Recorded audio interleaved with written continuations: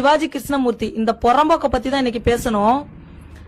ஒரு மேடையில நின்று பெண்களை அந்த அளவுக்கு இழிவுபடுத்தி பேசியிருக்கான். விஜய் பிடிக்குதுன்னா பனையூர்ல பங்களா இருக்கு, நிறைய ரூம் இருக்கு, போய் படுத்துக்க, நாங்க என்ன கேட்கவா போறோம்னு கேட்டிருக்கான்.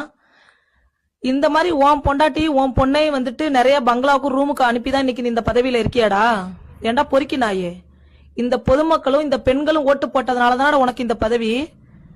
உங்க ஆட்சியிலே வந்து பெண்களுக்கு பாதுகாப்பு கொடுத்திருக்கீங்க, உங்க ஆட்சியிலேயே பெண்களை மதிச்சிருக்கீங்க. இதை விடவா பெண்களை கேவலமா பேசணும்? உன் பொண்ணுக்கு வந்து உன்னை பிடிக்குதுன்னா நீ போயிருவே உன் பொண்ணு கூட.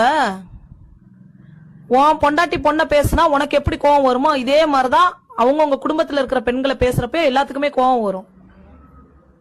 இவன் பேசுறப்ப உட்காந்து மேடையில சிரிக்கிறாங்க. உங்க வீட்டுல எல்லாம் பெண்கள் இல்ல, இதே பேச்சுதான் உங்க வீட்டுல இருக்கிற பெண்களுக்கும் வரும். அந்த மாதிரி அந்த இடத்துல பேசுறப்ப கரெக்டான ஒரு ஆட்சி நடக்குது அப்படின்னா அவனை செருப்ப கழட்டி அந்த இடத்துல அடிச்சிருப்பீங்க. எப்படி நீ பெண் இந்த மாதிரி பேசலான்ட்டு நீங்க தான் பேச விட்டே வேடிக்கை பாக்குறீங்க. நீங்க பேசுன்னு சொல்ல போய் தான் அவன் அந்த அளவுக்கு மேடையில வந்து பேசுறான். அந்த புறம்போக்கு நாயெல்லாம் இன்னைக்கு பேசுற அளவுக்கு பெண்களை வந்து இழிவுபடுத்துற அளவுக்கு ஆயிருச்சு. இதுக்கு மேலேயுமாங்க இந்த ஆட்சி இருக்கணும்? யோசிச்சு சிந்திச்சு, உங்களோட ஒவ்வொரு ஓட்டும் அவ்வளவு முக்கியமானது. யோசிச்சு ஓட்டு போடுங்க.